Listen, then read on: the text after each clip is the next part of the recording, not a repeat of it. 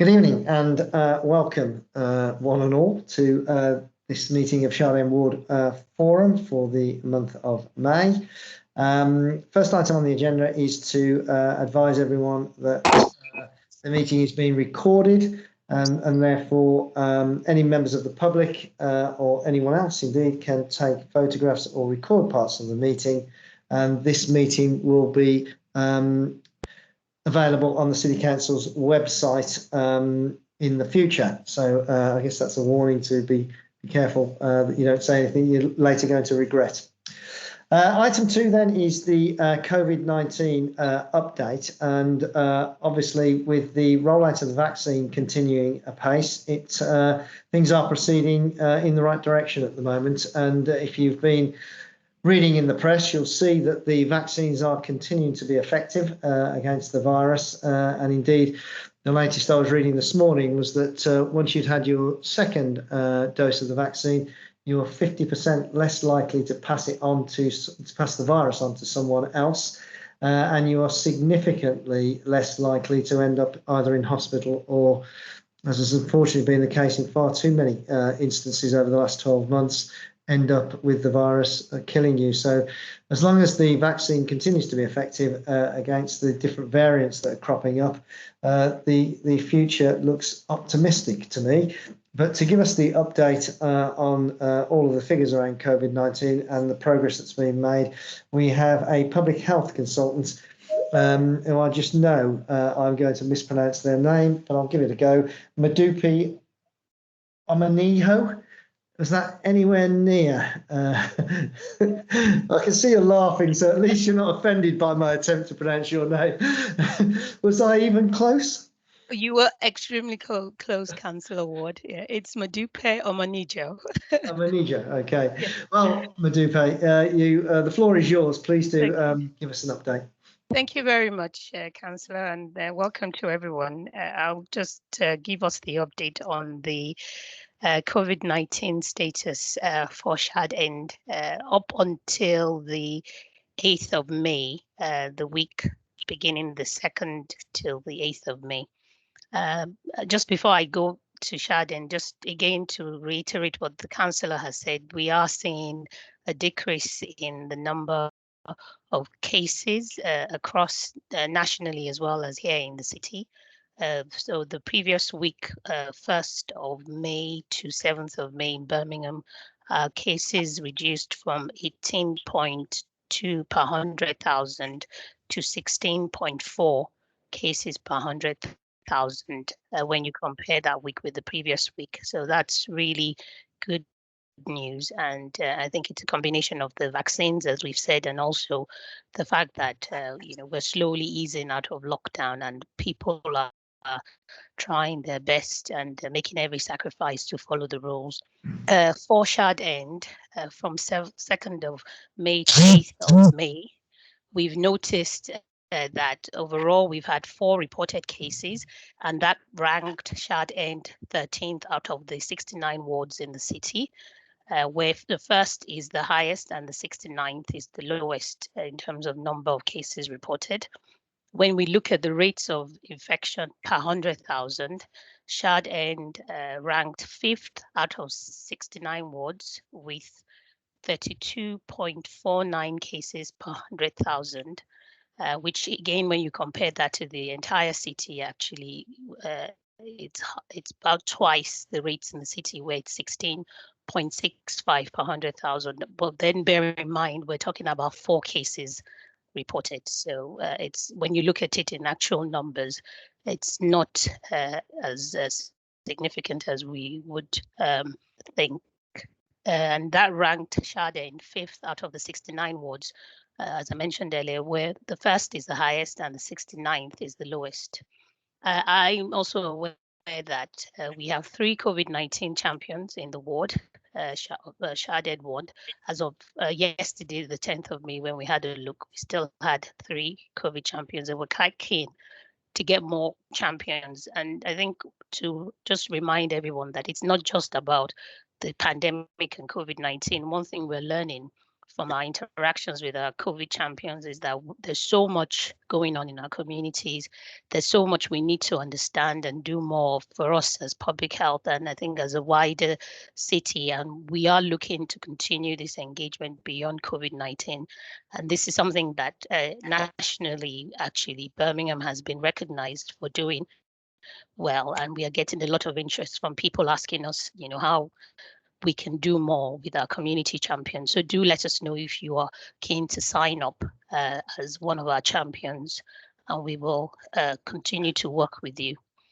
Just going on to the vaccination data, we are seeing an increase in the people who are taking the vaccines in Shard End, actually, when you compare it to the city as a whole. So those over the age of 80 years, 93.6% in Shard End have taken the vaccine compared to 89.8% in the city.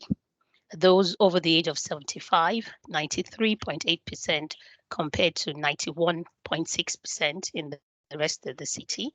For those over the age of 70 in Shard End, 94.5% compared to 90.1% in the rest of the city.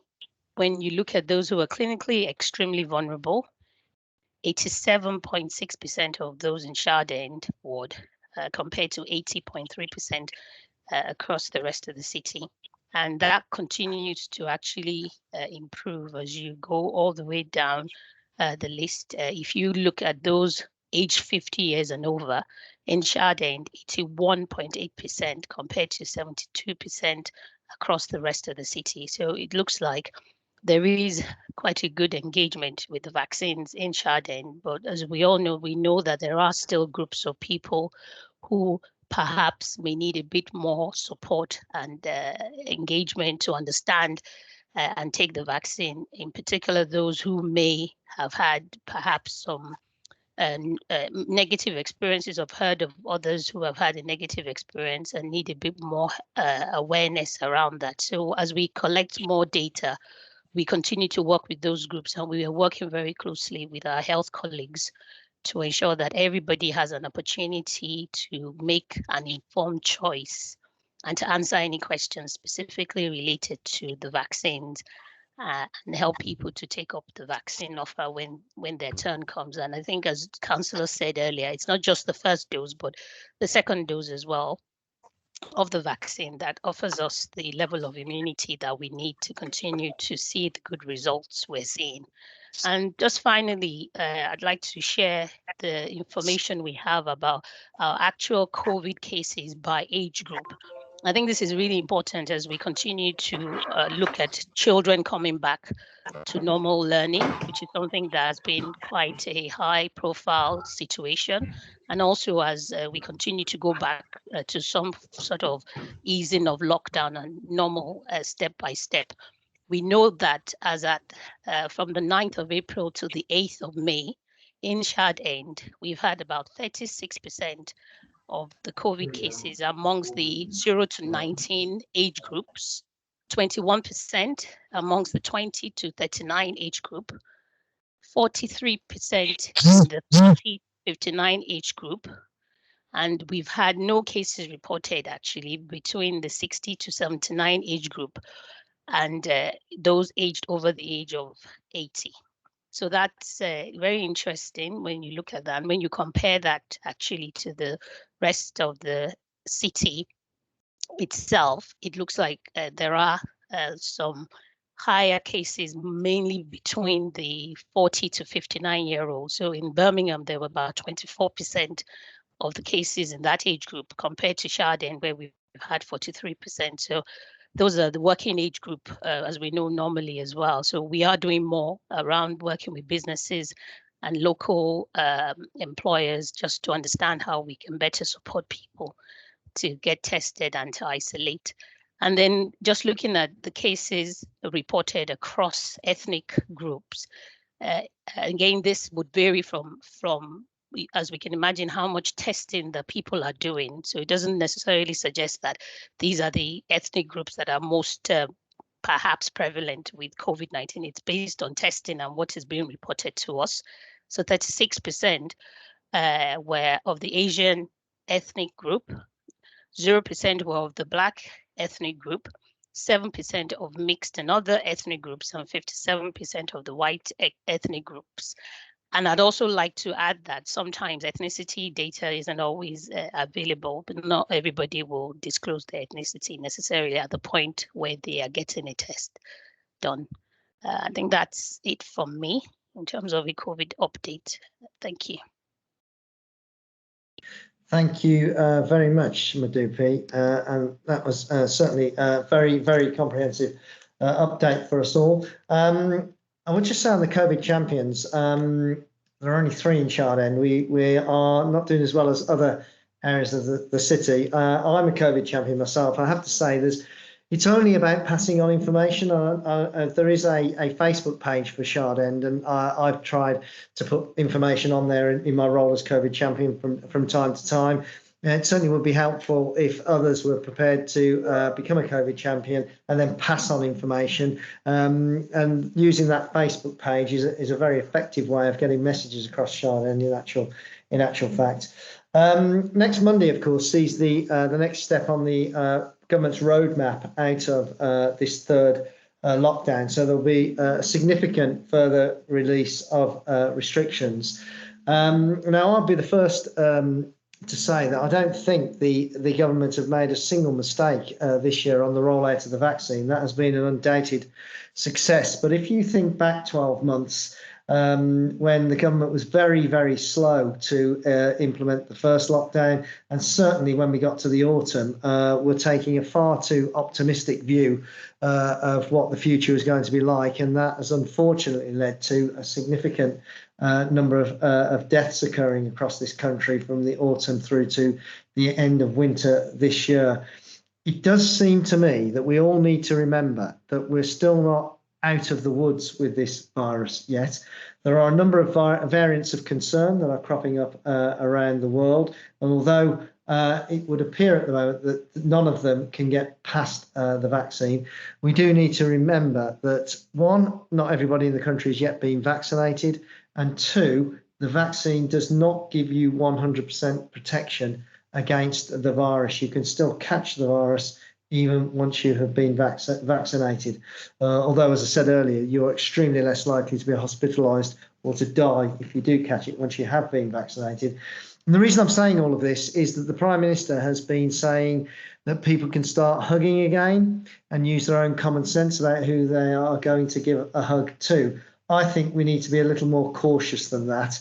And even beyond next Monday, probably still need to be observing some of the rules around hands, face and space. That is for the protection of all of us, our loved ones, and indeed everyone else. I think we need to get to a point where everybody's been vaccinated in the country before we can fully relax. And even then, we probably can't fully relax until everybody in the world has been vaccinated, because there is the continuing risk that a variant will crop up that will be able to defeat the vaccines. And I know there are plans actually being brought forward by the government, which I do support, to give a booster jab to all of the over 50s once we get to the autumn. And they may well administer that booster jab alongside a flu jab. They're looking at the way that might work at the moment and whether it's the right thing to do.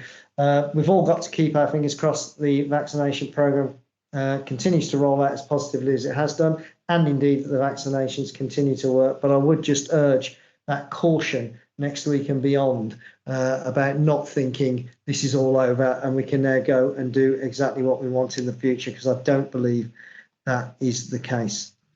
Okay, having said all of that, while we've been presenting that item, or while Madupi has been presenting that item, we've had another member of the public join us. So we've now got 4 residents of Shard End in this meeting. So welcome, Roger, Donald, Linda and Diane.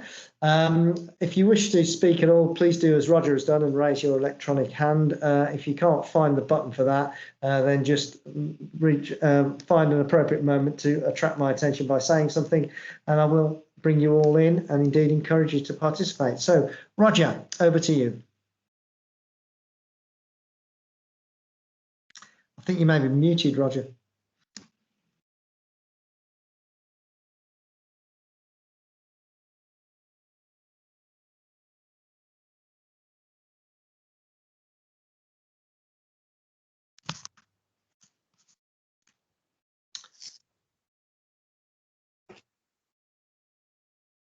I can't hear you, Roger. I don't know if other people in the call can hear. I can't hear you, Roger. I think you're. I can't hear. I don't think we can hear you, Roger, at the moment.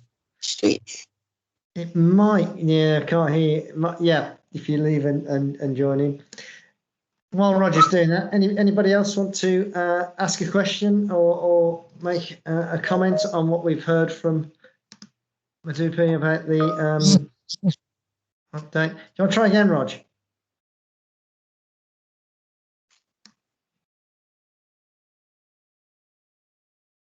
No, still not hearing you. He's gone. I think he's going to leave and try again.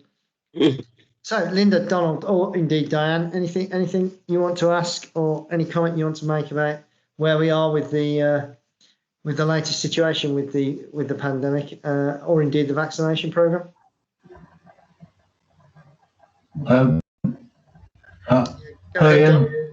Hi, go ahead. Yeah. Well, I'm all right as to the COVID situation is, because my wife and I both had our second jabs a few weeks ago, and our handicapped daughter, she's due for a second jab at the end of this month of May. So we're perfectly all right, and we don't know of anyone in the Shard End area who have had the virus. Well, it's great to hear, Don, that you and your wife have had your second jab, and indeed that your daughter's about to get her second jab. I'm also getting my second jab on the 1st of June, and I can't wait for that to happen, as I'll feel a lot safer once I've had that second jab. I also I don't know of anybody in Shard End who's had the virus, but I was speaking a few weeks ago to somebody else I know who had suffered from it towards the end of last year. They were describing to me what they went through, and believe me, you wouldn't want to go through what this person, Matty's name was, what he had gone through, because it sounded truly, truly dreadful. Far better to be vaccinated and avoid that kind of experience, I think. And indeed, it's good news that in Shard End we are slightly outperforming the rest of the city in terms of the percentages of those taking the vaccination. That is good news indeed. Yeah. One of my neighbours in Shard End had the virus last year, was in hospital for 13 weeks, and they wanted to put a do not resuscitate order on her, but her family protested strongly, and they didn't, and she pulled through. She came out, got sepsis, had to go back in, so 13 weeks all told, but she's recovered but still experiencing side effects. So, that's one of my neighbours. I'm happy to report both myself and my mother now have had our second vaccine, so we're very relieved. I had mine at the Villa Ground on Saturday. At the Villa Ground? Yeah. Oh, I don't know. East Birmingham, we should be going to Blues now. Your vaccine. It's good news that you've had your second jab, of course, and terrible about your neighbour. It's an awful experience, and we wish her well for the future. And that is the other problem, of course, with this virus. People do suffer from what's now called long COVID, which is not a pleasant experience to have to go through either. Okay, if nobody else has got anything on this, we'll move on to the second item on the agenda this evening then. Thank you, Madupe, for your report. So the next item is Future Parts Accelerator update, and we should have Sophie Green. Indeed, we do have Sophie Green, who's going to give us an update on where we are with this. Sophie. Yes, hello, thanks for welcoming me back. So it's nice to see a few familiar faces. I have got a couple of slides to share with you. I'm very conscious that you'll have seen the slides before, but we have got a bit of an update and something that we want to share with you guys. So let me just try and open this for you. Can't see it. There we go. Oh no, I've just opened the wrong one. Bear with me.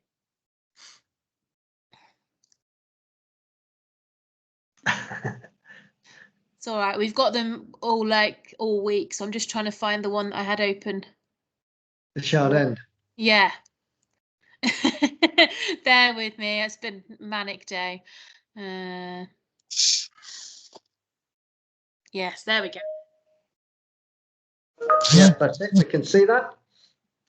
Brilliant, fantastic. So I'll keep it short and sweet because I'm conscious that I have been through this presentation before. So can everybody just see that, or do I need to make it a bit bigger for everybody? If you can make it a bit bigger, that'd be even better. More. I think it may be at the full size, actually. Okay, brilliant. Well, we'll just talk through it and then I'll take any questions at the end. So what I'll do is I'll whiz through to how we guys can help you through how we can help you guys through the FPA project. So obviously within Shard End Ward, we've identified some of the green spaces that you guys have, including Brownfield allotments, Hall Hayes allotments, Kendricks Avenue, Horn Way, Kitsland, Long Meadow allotments, Long Meadow Park, Norman Chamberlain playing field, School Lane allotments, Shard End number 6 playing field, the Bramble allotments and Yorkswood play area. So if any of you are part of a Friends of Parks group, or you know of somebody that is, it'd be really nice to hear from you. And Sarah Royal, who is our contact at Birmingham Open Spaces Forum, would welcome a conversation with yourselves around your local green space. So in terms of the FPA project, for those that don't know what the FPA project is, it is the Future Parks Accelerator project for Birmingham, and we've named ours Naturally Birmingham. We are focusing on 4 key areas, so children's, employment, health and wellbeing, and housing. And as you can see, the bullet points kind of outline how we can help you within those 4 kind of areas. So within the children's pilot, which is being currently looked after by my colleague Sam within the Birmingham Children's Trust, we can help you make the park mean more to local residents, and I'll jump onto a case study in a bit. Around that, we can help local schools in your area. A nature trail has also been encouraged, is encouraged for more families to spend even more time in the park, and actually I think COVID has accelerated that. And we've had some really lovely feedback from some of the nature trails we have put out and about there, saying that, you know, families have spent time in parks that they would never have spent before, and it's been nice to spend time with their children learning about what's out there. Become a park star. So what we did, we created a green passport with 6 activities, which included grow, observe, trail, quiz, and there's 2 other. You're testing me, it's past 6 o'clock. The link's there, and I'll share the slides after this as well. But the idea was that during lockdown, and now even though we're coming out, you can still use this passport, is that you can download it and you can go and have a go at those 6 activities, either in your local green space or even at home or even in a forest school on school property. And it's just a really lovely way of getting young people engaging with their local green space and just spending a bit more time outside, albeit perhaps not with the weather we're getting at the moment, but hopefully in the summer we'll see a lot more activities going on in the parks. And crowdfunding as well, and I'll talk a little bit more about that later on. So we also have the employment pilot, which is the one I'm looking after, which is based at Ward End Park. So we're very much looking at, sorry, carry on. Oh no. And we're very much looking at how we can encourage young people into the green sector industry. I'm sure the Park Service, who I speak to regularly, don't mind me saying, but they have got an ageing workforce now, and they're very keen to introduce new life and young blood into the green sector. So we're working very closely with that department on how we can encourage young people to really consider the industry. You know, it's not just horticulture and weeding plants and mowing the grass. There's quite a lot of other skills involved, so it's very much just opening people's minds and eyes to that. And we've done it virtually at the moment and online on a YouTube channel, and created a whole bunch of videos that people can just log on and watch and find out a little bit more information. That being said, we have got a couple of weeks coming up, and again, I'll share these with Beverly and she'll be able to share them with you.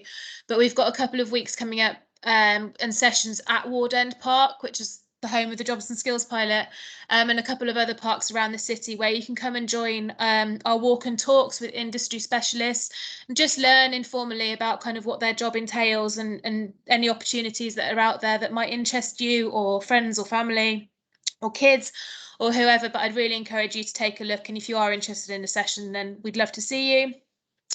The health and wellbeing pilot is very much focusing on health and wellbeing within the local park, and looking at, you know, the activities that take place in parks, and how can we empower you guys as the community to kind of do this for yourselves. You know, if there's an activity that you'd really like to run or not in the park at the moment, how can we help you get that activity there? I think I've spoken to somebody today about Tai Chi. I've spoken to somebody else today about volleyball. So we're linking up and seeing how we can deliver those projects. We also have the housing pilot that talks about, you know, getting residents that are perhaps living in sheltered housing or social housing, and how we can develop a communal garden so that everybody really does have access to green space. So we're here to help on all of those elements, and anything we can do to help you guys, then we really will, because we're really passionate about green spaces and we want everybody to have access to them and benefit from them. So I'll just bring you on to a new development that's happened since last time I spoke to you. So as you can see, I've mentioned Dorbury Fields here in this case study. It's one of our parks. It's the test park for our children's pilot. It's pretty much a blank canvas. I don't know if anybody's been to Dorbury Fields, but there's not a lot there. Very much just a blank canvas. So we actually found out, oh, I'm getting a bit of feedback, sorry. So we actually found out that there are slow worms and lizards at Dorbury Fields that are protected, and we thought, great, this is a fantastic project that we can get the community involved in, and perhaps do some crowdfunding to create a habitat for this species. And the response has been absolutely phenomenal. We've had some of these words have just come from the community when we've asked them about the project and whether they're keen to support it. And we then actually went out in partnership with the Wildlife Trust, Birmingham and Black Country, and launched our first ever crowdfunding project. Their target was £2,000. Now, they hit the first 1,000 pretty quickly from the local community with a passion for reptiles, and actually just people that didn't even know that slow worms and lizards existed in Birmingham supporting the project. We were then really lucky to have 2 businesses get in touch with us and take the first business got in touch to take the funding up to its target of £2,000, and another business from Birmingham has agreed to supply all the materials.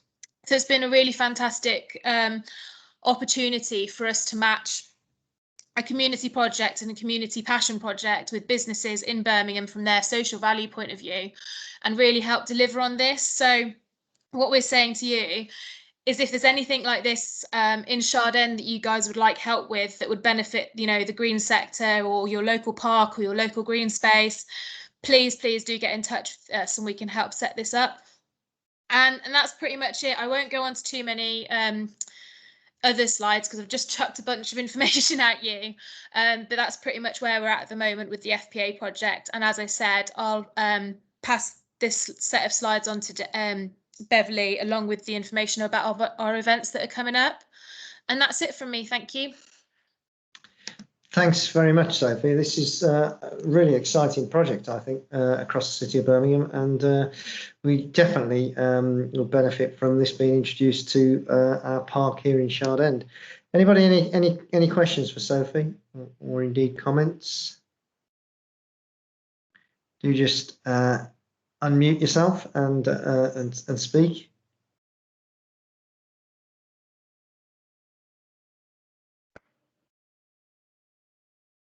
Roger, you're back with us. Do you have a comment on this? Yes, I've rebooted my computer, so I've come back on the phone. And we can hear you now. Yes, my technology is a bit old. Yeah, did you have a comment on the Future Parks Accelerator?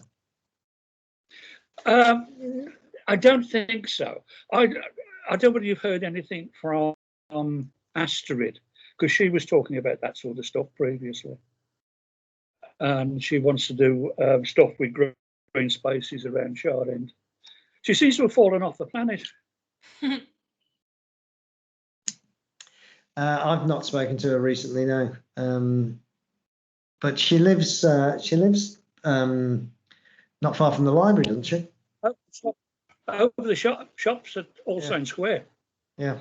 Which is why All Saints Square keeps popping up and will again shortly. Okay, I shall brace myself for that. Nobody on anything then about the future parks of Sunrise? Country park? No, nothing. Okay. Well, Sophie, thank you very much for that update. So it's not to do with that. It's other issues about issues in the park. Oh, right. Okay. We'll come to that in due course. Thanks very much then, Sophie. No problem. Thanks all. Thank you. We'll move on to local updates, starting with myself. Three things I want to say something about. First of all, as we discussed when we last met, we're all aware of not only we had the COVID-19 pandemic over the last 12 months, but we also had a pandemic in fly tipping and rubbish being dumped right across the city. The City Council has effectively been going around trying to pick up this stuff over recent months. What we are about to launch, though, is a new initiative to clean up the city, part of which will include some increased effort in enforcement. To be fair to the City Council, they have done quite a bit of enforcement. Indeed, it was reported in today's Mail or on the Mail website of one individual being fined £1,400 for fly tipping. So the council have been getting people in front of the courts where and when they can. But as part of this new initiative that we're about to launch, there will be even more proactive enforcement being undertaken by the City Council. And there'll be greater resources deployed to clean up the city, but we'll also be asking residents across Birmingham to also play their part, not only in not fly tipping or dropping litter in the first place, but also in being prepared to help us clear up the city. With the Commonwealth Games in mind, just over 12 months' time, we do want to present the best of Birmingham to the world. So we want to try and encourage people to play their part and help us clean up the city. And you'll see details about this initiative because it's going to be launched in the next few weeks. And hopefully we can encourage people in Shard End to come out and help us clear up and to not be dumping their rubbish and litter outside the front of their homes on the grass verges in future. Second one is the roads, because the roads are also in something of a state across Birmingham. Lots of potholes. It's not just Birmingham. In fact, if you read the press, this is a problem now up and down the country because of a lack of spend on our roads nationally. Sharnane Crescent was in a particularly bad state when we last met, and part of that has now been refurbished, which is good news. But I do know we've got to do more across not just Sharnane, but the city as a whole. And again, the council will be bringing forward a plan to invest more money onto the roads of the city over the next 12 months. And then the final thing I just wanted to talk about was Commonwealth Games and the local funding that's available around Commonwealth Games. We do need to get a proposition together and put a bid in to access this funding. And I'm very much hoping, Roger, that Sharnane communities might be willing to play a proactive role in bidding for some of this local money. It can be for anything, actually, street parties, anything that will engage people in the games over the next 12 months and get the community here in Shard End to own the games and see that the games is for them. I'll pause at that point and I'll bring in first of all Donald. Don. Yes, hello. Hi. As for potholes, I now have to take my daughter to the day centre in Hockley because the contract with the taxi people has been cancelled. I now have to drive along the Heartlands Parkway and there's masses of potholes along there. And both sides, and I'll have to swerve all over the place. Only hope the police never see me on a camera, thinking that I might be drunk, because I'm not drunk. I'm trying to avoid driving into the potholes, and I have done that on a few occasions these last 2 days. Lots of that the Heartlands Parkway needs to be resurfaced. Or just simply the potholes filled. Just remind me, Don, where it is. The Heartlands Parkway, that's the dual carriageway that runs from the Bromford towards Saltley, and it runs partly on the south side of the M6. Yes, I know where you are. I know where you are. Yeah. I'll get them. I'll report this in tomorrow. I'll get them to go out and have a look at that. Yeah, so that's that road. And then also, when I go into Birmingham City Centre, I go by bus. and I go along Needles Parkway, which is a dual carriageway, and I noticed specifically on the way coming back along that bit of road, there's masses of rubbish in all the shrubs and all the grass on the left-hand side along that particular road. It's been like that for over 5 or so years now, and that needs to be cleared up a lot as well. Yeah, I agree with you there. Lots of people have been reporting that into the council, in actual fact, Don, and the difficulty with doing something about it is that for health and safety reasons, they have to close the road, but they are working on a plan to deal with that particular problem. Yeah, good, because the way I'm thinking is when the Commonwealth game starts, there could be lots of people coming to watch it, and there might be some people who happen to have relatives or friends in this area, and they might be wanting to drive along all these roads, and if they see lots of rubbish there, it's not a very good advert, so to speak, for Birmingham itself. No, that's right, and we're expecting just over 1 million visitors to Birmingham and the wider region for the Commonwealth Games, so it is important we get the city looking its best. Yeah, good, yes. Anyone else? Rog, if I send on some information about the Commonwealth Games funding to yourself and Mo, can Sharding Communities have a look at that? Yes. Okay, I'll forward some information on to you. Diane, Can you all forward me some as well? yes, Linda, will do. Yeah. Thank you.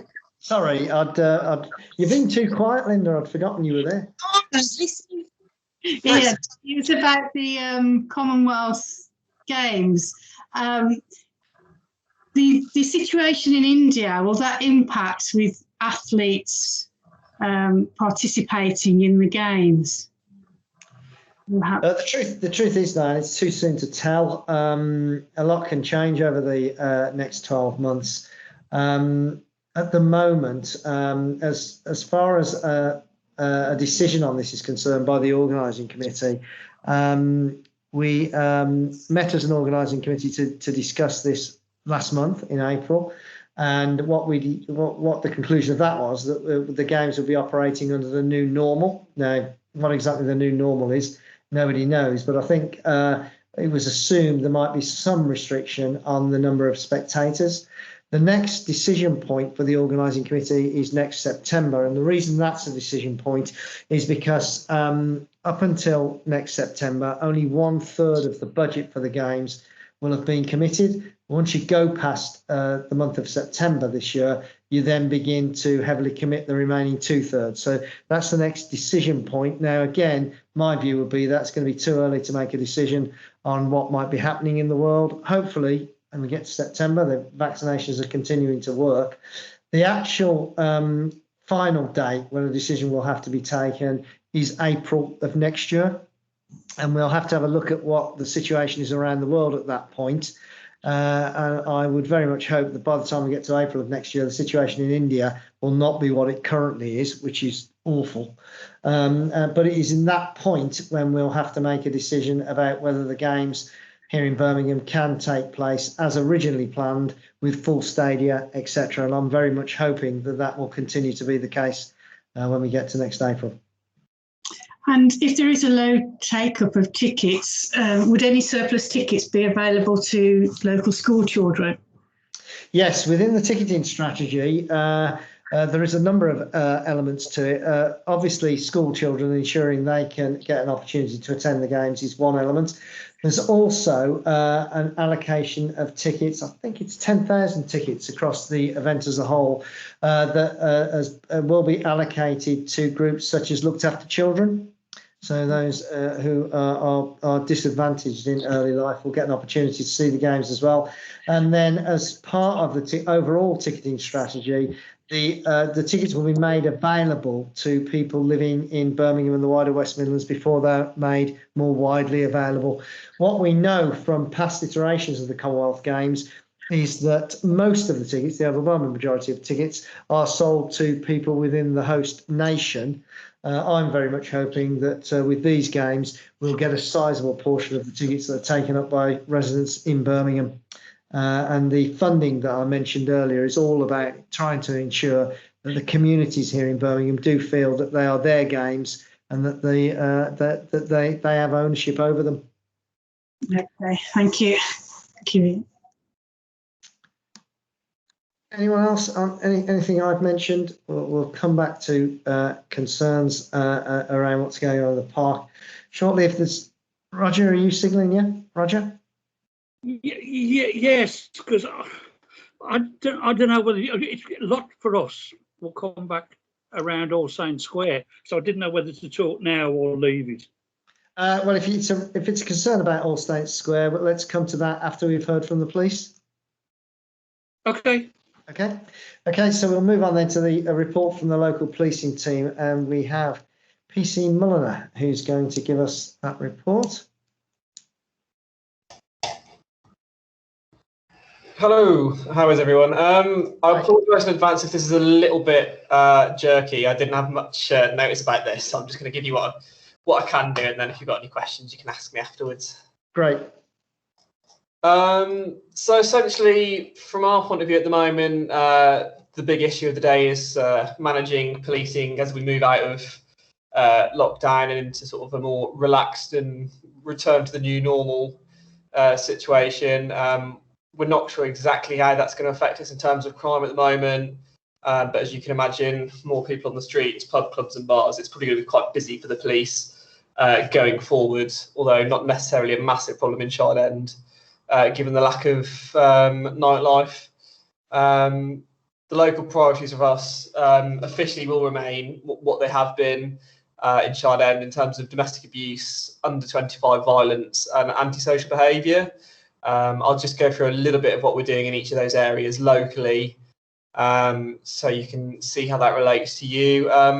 Under 25 violence is probably what we spend most of our time as a team tackling. We have a reasonably large issue with knife crime and violence amongst some quite really young children living locally to Shard End.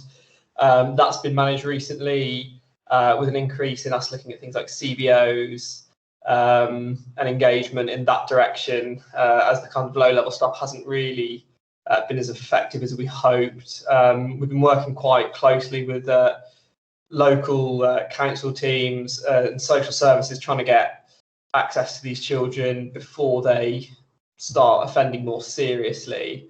We don't really like to criminalise them. We prefer the diversionary tactics, the mentoring, etc.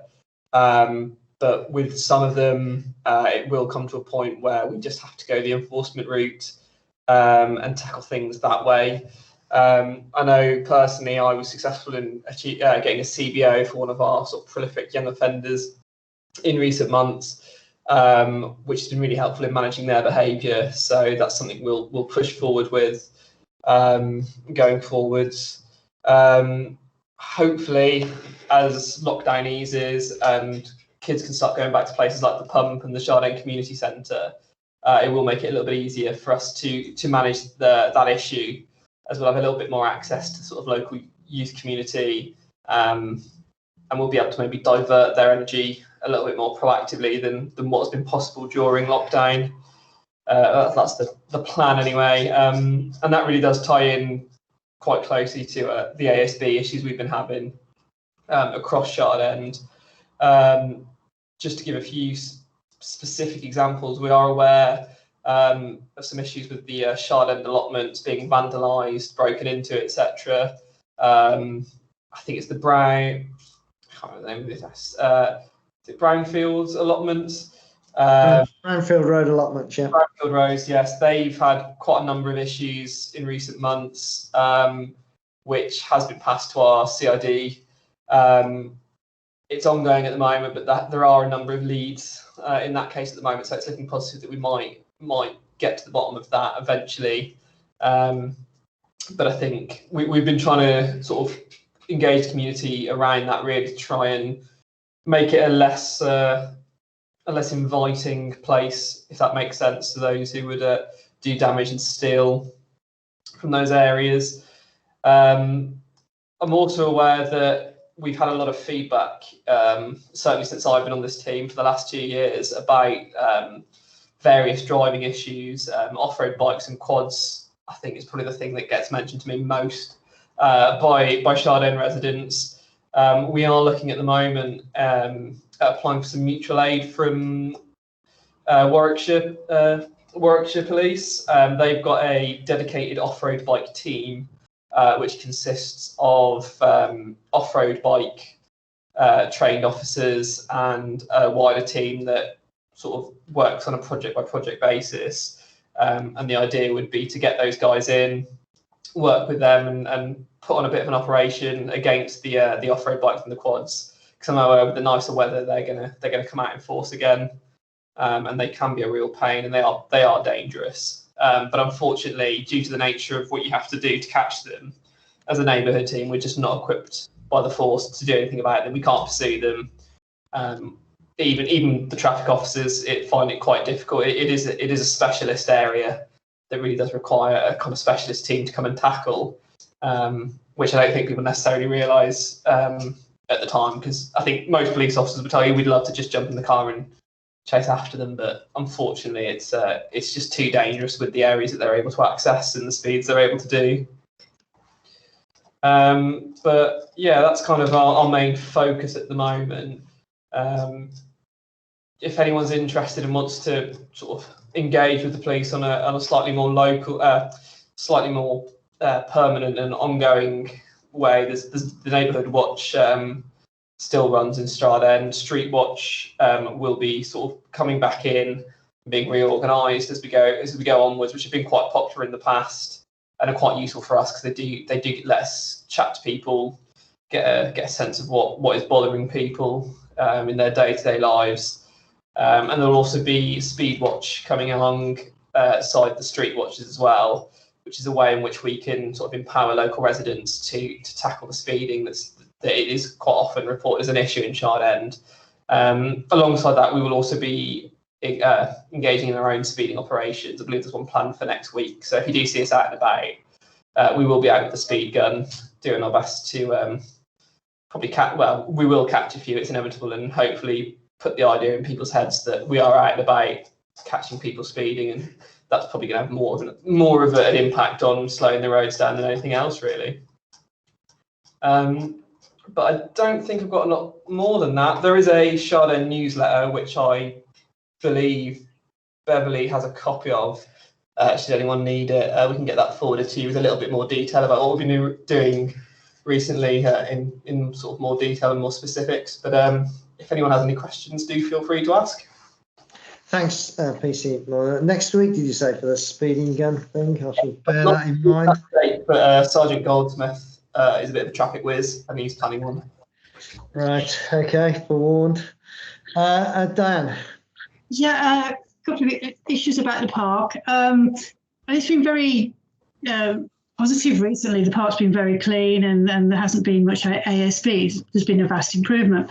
But now the good weather started again, we've got, I'd call them unauthorised encampments. They're the fishermen. Some of the fishermen are very well behaved, but there's a few individuals, and they camp out there all weekend long. They put up the tents and they literally stay in the tent. So there's the littering issues, the drinking issues. So it's putting off families using the park. And then they park their vans along Pitt Hall Road, half on the curb and in the road, which is making it difficult for the buses to get past, and people can't walk across the pavements, and it's creating a very dangerous junction. And then there's lots of bottles, broken glass, and the antisocial behaviour is disturbing of a night time for the local residents. I was wondering if double yellow lines would be possible along that stretch there at the entrance to the park. I think they would be possible, Diane. Whether the local residents would appreciate that or not is open to question. On the other issues, I do think the Parks Department and the local police need to be working together to resolve this, because I'm not entirely certain the police can do anything about camping in the park. I think that's for the area parks manager, Mike Hinton, to deal with. But I wonder, Bev, could we email Mike to make him aware of this and ask him to liaise with the police to try and sort this out? Yes, we'll do that. And also, I'm finding dead fish. You know, I found dead fish dumped on the grass in the park, and dead ducks. And it's a bit worrying. Dead ducks sounds Yeah.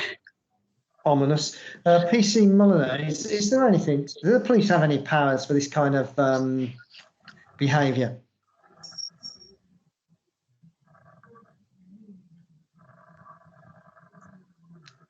PC Mulliner? Gone. Oh, no, he's here. That's a really quick call. Just give me 30 seconds. Okay, just while you're dealing with that, then Don. There's a mention. You mentioned about those vans parked along Pittsall Road. Yep.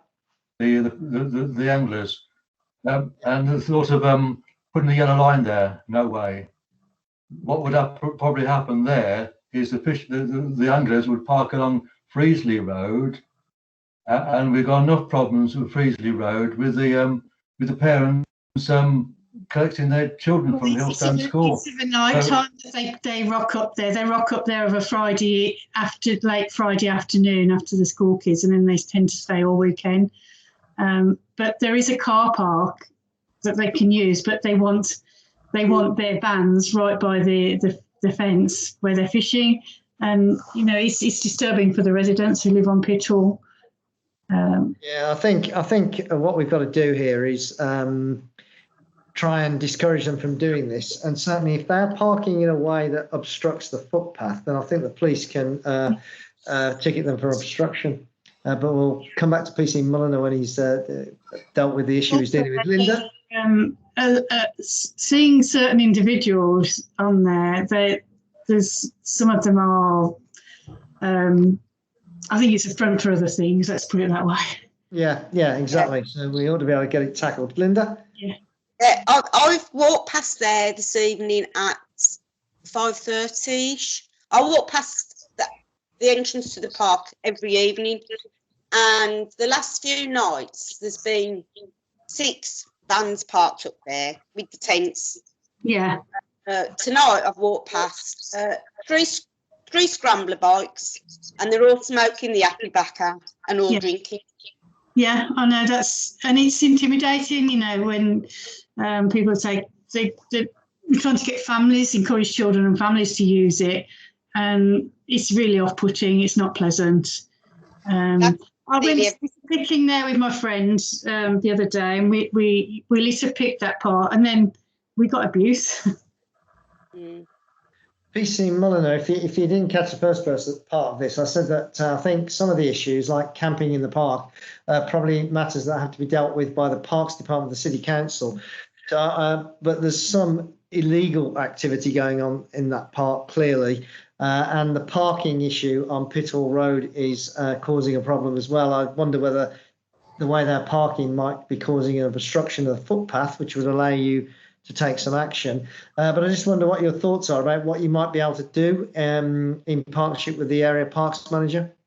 Yeah, so there's quite a lot of sort of separate issues all merging into a larger one there. I did actually attend the job a couple of hours ago where one of said fishermen in this tent had been shooting ducks with an air rifle. So we are aware that they are... Explains a dead duck. Difficult. Dead duck. And, yeah. In terms, I'll try and go through it bit by bit. In terms of the parking, as it stands, the way they tend to park, they're not obstructing the road and they're not obstructing the pavement. So without any changes to road marking, etc., there's going to be very little we can do in that respect. They are slightly inconsiderate, but legally parked most of the time. Obviously, I'm sure there are occasions when that's not the case, but usually that's how it tends to go. In terms of the antisocial behaviour, that is something we can try and target as a team. We are quite thin on the ground at the moment, especially on days like this when they are out and it's a nice day and they're there, you know, to be dealt with. Those tend to be the days where, like today, we've been incredibly busy right from the start of the shift. I think there's space probably for a bit of a project ongoing operation to try and target them, because they are definitely causing ongoing ASB. They do drink. There's certainly a lot of drugs being smoked in the area, and they are just a little bit. They do take over the place. They do litter. It is quite unpleasant. I think there's definitely some partnership work needs to be done to find out. I'm not sure off the top of my head about the camping, whether they're allowed to camp, whether there's a time limit, how we manage. They're not allowed to camp, but I do think it's an issue that the city council has to deal with. Yeah. Also, if they're staying there all night, they're defecating and urinating in the park. That's wrong. Yeah. Yeah, no, I totally agree. It's certainly something that I will, if I can get a contact detail for whoever manages the park, I'll have a talk to you about and see if we can't put something in place together to prevent that from happening. Aside from that, the parking, there's going to be very little we can do without the council intervening and possibly changing the parking arrangements. But as you say, a lot of the local residents park in similar spots, and I can't imagine they'd be particularly pleased by losing the area for them to park in as well. And it's also Don's point that you displaced the parking to somewhere else, and you just upset other residents. Yeah, there is a car park that they can use. There is a car park by the that's which they can use, but they want their vans right by the spot where they fish, and that's the most disturbing for the residents. Yeah. Excuse me. Yeah, go ahead, Don. As for the about the vans, the two anglers I've noticed have got a trolley with all their equipment on it. So if they've got a trolley, then they can easily park their van in the car park and then wheel the trolley with all their equipment on it to wherever they got to get to. So there is that solution for those couple of anglers. And the other issue you were mentioning about vans actually in the around the lake. About 3 months ago, I was around the other side of the lake, and there's a bench that's dedicated to that person who committed suicide some years ago. And I was just walking along that bit, and a van happened to come down the slope of the grass verge there, the grass down towards the lake, and he actually parked on the path, blocking my right of way to walk along the path. So I had to walk in along the grass to get around it. Right. Well, I do think between the police and the area parks manager, we've got to come up with a solution to what's going on here. PC Money, do you have a pen? I do indeed. Okay, the person you speak to is Mike Hinton. He's the area parks manager. His email address is mike.hinton at birmingham.gov.uk. Perfect. I'll shoot you a message. I'm sure, like you say, between us, there'll definitely be something we can do, whether that's some sort of joint job where we accompany him down on the busier evenings and just educate people. I'm sure a lot of people there, having spoken to them, have no idea that they're not allowed to camp. That won't be the case for all of them, but it's certainly an area where people accept that that's where people go and they overnight fish there. I suspect there is a lack of knowledge around that at the moment. That's probably half the problem, that people aren't aware that they're not actually allowed to. Well, the council putting a sign up might help then, making it clear that you're not allowed to camp. Yeah, certainly between the council and yourselves, the other issues around using the park as a toilet and the shooting of wildlife, we ought to be able to deal with that. Yes, certainly. Unfortunately, this afternoon, by the time, because when the nog initially comes in, it gets passed to Yankee Mike 1 for assessment for being potentially a firearms job. By the time we were allowed to go as unarmed officers, whoever was involved had obviously left. So we weren't able to do much about it, unfortunately. It is frustrating, really. I think it's purely a numbers thing with the park. Sometimes it does slip down the priority list, but I think if we can put more of a structured approach in place, we can do a little bit more with it going forwards. Okay. I'll tip Mike off that you're going to get in touch with him then tomorrow, and I'll prompt him by telling him I expect him to work closely with the police to sort this out. Yeah, I've raised it many times with Mike Hinton, and nothing has ever been done. Yeah, well, let me be careful what I say here. If nothing happens through Mike, then I shall simply speak to his line manager, Joe, and get something done that way. But I'm not prepared to tolerate people using the park as a toilet and using air rifles to kill wildlife. That's just not on. And one way or another, we need to stamp it out. Okay, if that's everything from the police, then thank you, PC Molyneux. And no doubt we'll be speaking further about what's going on in the park. But thanks very much for that. Which brings us then to any residents' news or concerns that anybody might have. I think we've covered the issue of the park, Diane. So was there anything else? Don, Roger, Linda, Diane? The local tip, when will it be reopening, resuming sort of normal service? When you say normal service, what exactly do you mean? When will they be returning so you don't have to book in or? There's not an intention to return to the non-booking in approach. What's happened since they introduced that booking, the requirement to make a booking before you go to the tip, it has smoothed out the operation for the people that operate the tip, in that they know what the level of demand is going to be through the day, and secondly, it has removed the queuing of vehicles outside the tips that we used to experience, and so the thinking now is to continue with the booking system because it works better. Will they just make more frequent slots? So yeah, there is an issue actually, Diane. They've mentioned that about you can only book, I think, at the moment 1 slot per day. Because I think is it 1 slot is available every 15 minutes or something like that. Yeah, it might be something like that. Yeah. If they can sort of increase them, maybe 1 to every 5 minutes or something like that, so they can get through more. I'll certainly mention that to them. Before, a lot of people from Chelmsley Wood were just going to the tip and turning up, and they'd say, "Where are you from?" And they'd say B36, which Chelmsley Wood is, and they were going in and using that. Now they can't book in because they have to have ID. Yeah, they're having to go to Beacon Hill, yeah.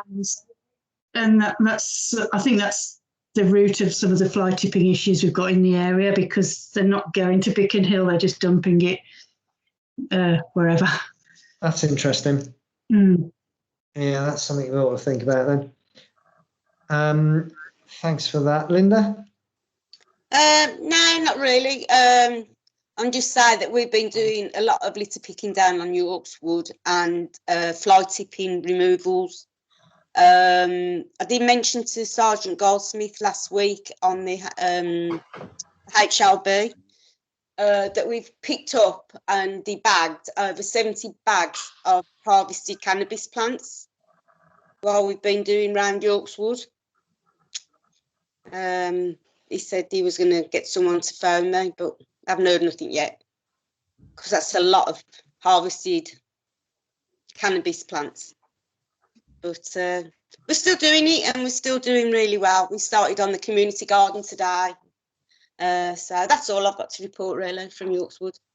Okay, that's all good stuff. You let me know when you're next doing a litter pick. I'll come and give you a hand if I can. Well, we're hopefully doing one for the Great British Spring Clean between June the 13th and the 18th. So I'll let you know once I spoke to Veronica. Send me the date. I can definitely make time to come to that. Roger? Okay, yes. On the last thing where you're saying about vehicles going into the park, I think Noel raised this a long time ago, that there's a gap in the fence near the bus stop on Packington Avenue. And there's sort of like, I think there were 3 posts. One of them is missing or something like that. But I think that's where they're getting in. I don't know whether that was repaired or not. I think it was. It's Diane? not. Sorry? It's Roger's correct that Noel raised it at the last one of the meetings last year, before COVID. I don't think it was repaired, and that's where they're coming in, or they've broken it again. I don't know, but that's where they enter. I thought Mike Hinton had got that repaired, but next time you're around there, Diane, can you have a look and drop me an email? If it's Tomorrow not morning. Yeah. there? Okay, just drop me an email if it's not there. Okay. Okay. Anyone else with anything else? Well, I was going to ask you about All Saints Square. Of course you are. Yeah. Go on. Go on then, Rog. Yeah, because obviously, we're interested in putting up an event screen in All Saints, either in the church square or on the car park. But a lot of that is going to revolve around about 2 issues, really. One is what's happening with the car park and relations with LCP, because we can't do the screen on the car park without their Permission, yeah. good up. And obviously, the other thing is, I did say I might need some assisting with the applications, because it's a big one. The application for a screen, you mean? Yeah, I mean, no, for the grant. Oh, for the grant. For the Commonwealth Game. Yeah. And obviously, what I would suggest is that we rent the equipment, but we could, if it works out well, we could actually buy the equipment, keep it, and then that would be the Commonwealth Games legacy for Shard End. Well, I'll send out the paperwork to yourself, Mo and Linda. The forms are relatively straightforward to fill in, so that shouldn't be a difficulty. With regard to the screen, Roger, I think it might be easier to start off in the church square, because that's easier to facilitate. We haven't got to get the permission of the managing agent to do that, and then see where we go from there. Yeah, the only thing is then, obviously, because if the weather's bad or people have got nowhere to sit, now what I could do is obviously we could buy up a job lot of deck chairs and actually even make a couple of quid. But the problem is going to be, where can we store them? I need to have conversations with Father Anthony, and I don't know whether Welcome's got any storage space. Or people could bring their own seats. Most people have got a deck chair. Okay. Right. I saw it as possibly an income stream. There's a message in the chat for you from Pat, Rog. If you send her an email, talk through the idea, she'll give you a hand with the paperwork. Oh, okay. Has she got my email address? I'm sure she'll. I can pass it on to Cass. Yeah. Yeah, she's saying yes, she has. Sorry? She's saying yes, she has. Okay. She's got your email address. Yeah. Okay. Anybody? Anything else? May I make a suggestion about this television screen for the is it the Commonwealth Games, or is it the that would be in the square? What about the possibility of having it in the fields by the where the Shard Fest used to take place? But of course, you'd have to have a generator to provide the electricity for that. And I think the idea, Don, is to do it in the square, because that's where people congregate anyway. Ah, yeah, that's all right. Captive audience. Hmm. Okay. Any other issue? Anything anybody wants to raise before we finish? Okay.